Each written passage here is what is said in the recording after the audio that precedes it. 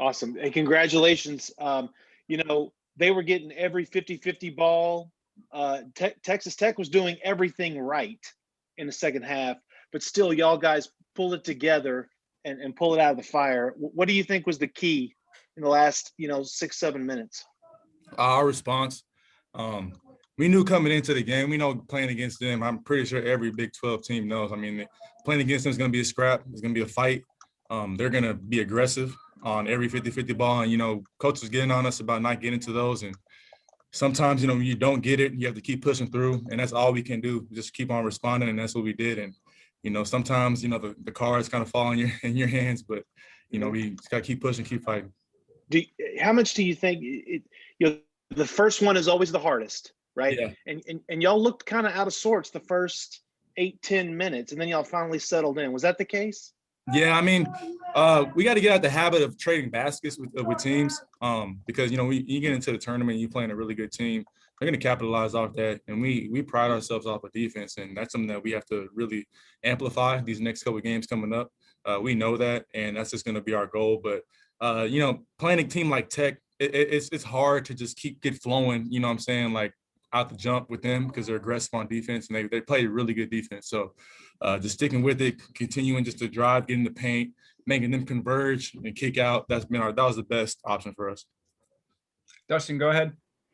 Jase, what was the conversation like amongst you guys? I mean, as I'm watching from home, I keep looking at the score. Like, I don't know how they're only down by this. It seemed like you guys just kept making shots, just can't hanging around. But what allowed you guys just to not get so down on yourselves and hang in there? Yeah, I mean, just like you, I'm not gonna lie. When Matt hit that three to get us down one, I was confused because I didn't know we were so close. But just our fight and our response, and in the present moment, we can't do anything but continue to fight. We could have cracked, we could have folded plenty of times throughout there and got discouraged. But our coach just continues to instill confidence into us, and we just feed off that. I think you guys were down 10 early, and then you made that three that kind of helped settle everybody in a little bit. Was that a big shot for you, and was that a big shot for the team? It seems like confidence-wise, you guys changed after that. Yeah, we were down a little bit. Going into shoot around and pregame, my stroke felt really good. So when they give me open looks and I'm able to come in and make an impact off of that and make a big momentum swing like that, making a three, it's a really good thing. And it is a big shot for me. It is. Kirk, go ahead.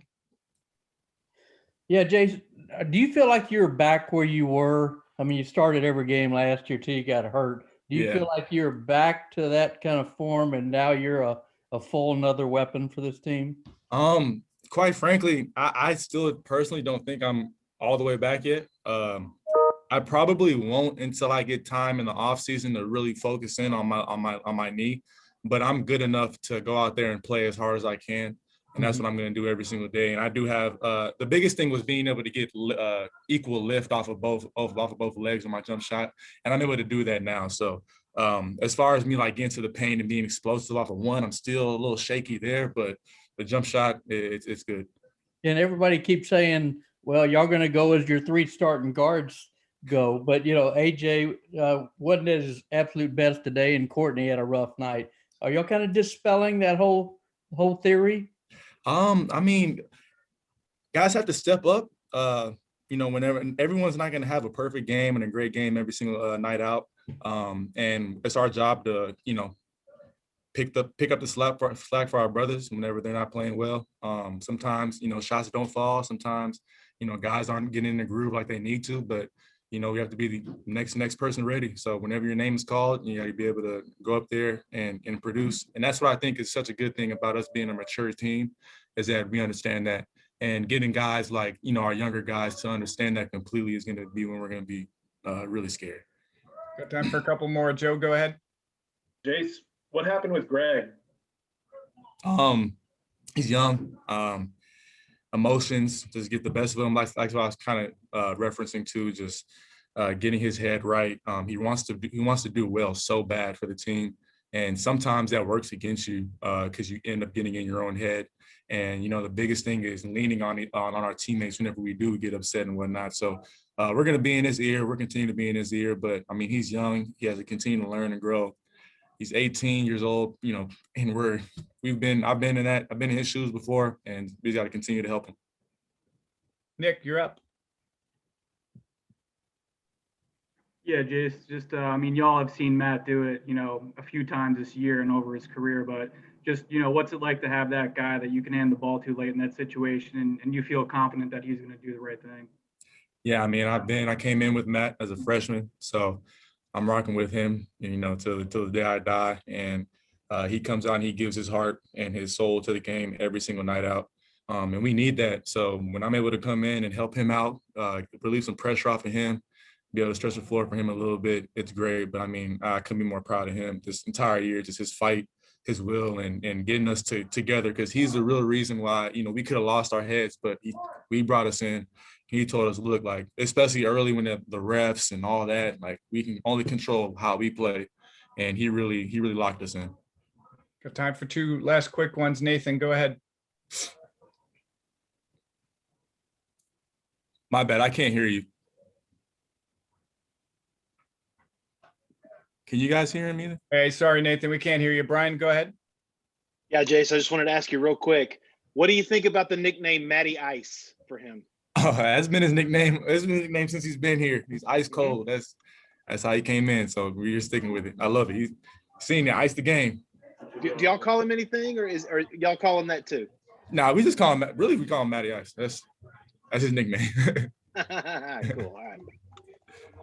Thanks, Jase. Congrats. No problem. Thank you, guys. Matt, yeah, congratulations. Big free throws at the end. But at what point in this game did you feel like, man, I got to take over? I mean, Courtney looked at me, the bench looked at me and said, yo, Matt, it's time to go. And it wasn't just me, my teammates. Jase hit some big shots. Jericho, Kai had a hell of a second and a half. All the little things being put together allowed me to, have the opportunity to shoot 2 free throws at the end of the game and, make both of them.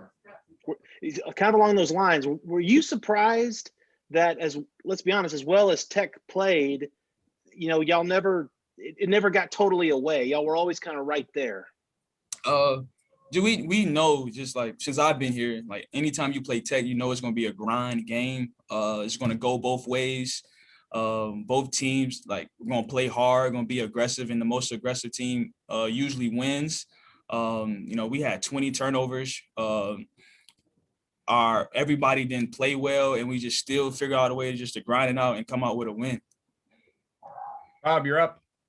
Matt, just on that note, Jase even said he was confused that you were down 1 after you hit the 3. He didn't realize y'all had gotten that close down the stretch. How much did it feel like you just weren't there, and then at the end you kind of found a way to get back in it? Yeah, I mean, it was a stretch where I think they got like 3 offensive rebounds, and we were down 4 or 5. And I'm looking, and I'm like, all right, we just got to get a stop. And then I think we came back, we got a bucket timeout, and it's like, yo, we get a kill, we're going to put ourselves in the best chance to win this game. And, we did that, and we had the opportunity, the last possession in our hands, and, just trust your work. Hey, Nathan, you want to give it a shot? Yeah, can you hear me, Matt? Yes, I can. Hey, you played a long time with Jericho. Is this last stretch of basketball the best you've ever seen him play, and how big was he tonight? Yes, he's just been very dominant, just asserting his presence.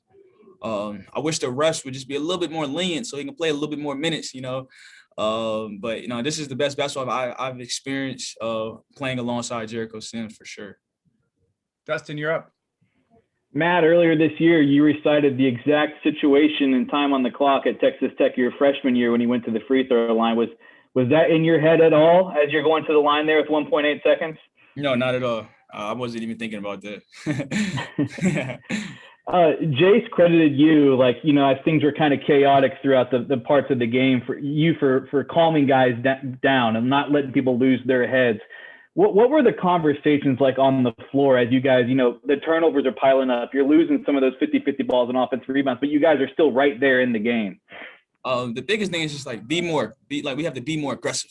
Like, I think with the 50-50 balls, with the second chance points, they were just being tougher than us. And it was just telling my teammates, telling myself, like, this is what we do every day. We got to grind it out, trust each other, and just go after everything. And I think that's what we did, and we made enough plays to win.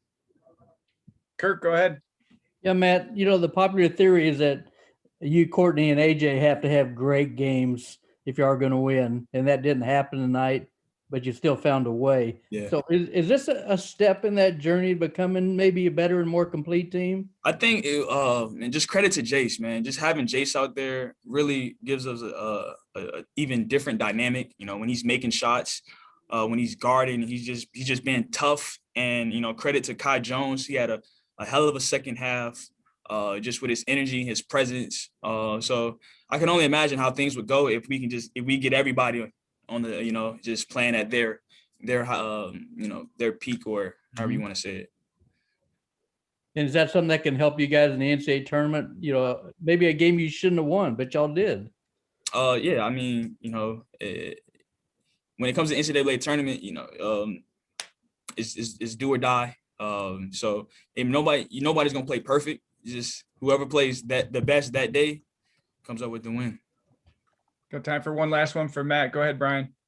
Matt, the first win is always the hardest. I was saying that all day. It is. and do you think that this is a kind of a psychological hump maybe y'all have gotten over? A team that swept you, now you're going to play a team that y'all had success with and can carry on the rest of this month? I think it's just continuing to just be ourselves, trust our identity, and do what it takes do what we know that what it takes to win. And that's just being unselfish, and then just playing hard and starting on the defensive end. Thanks, Matt. Appreciate it. Congrats. Thank you.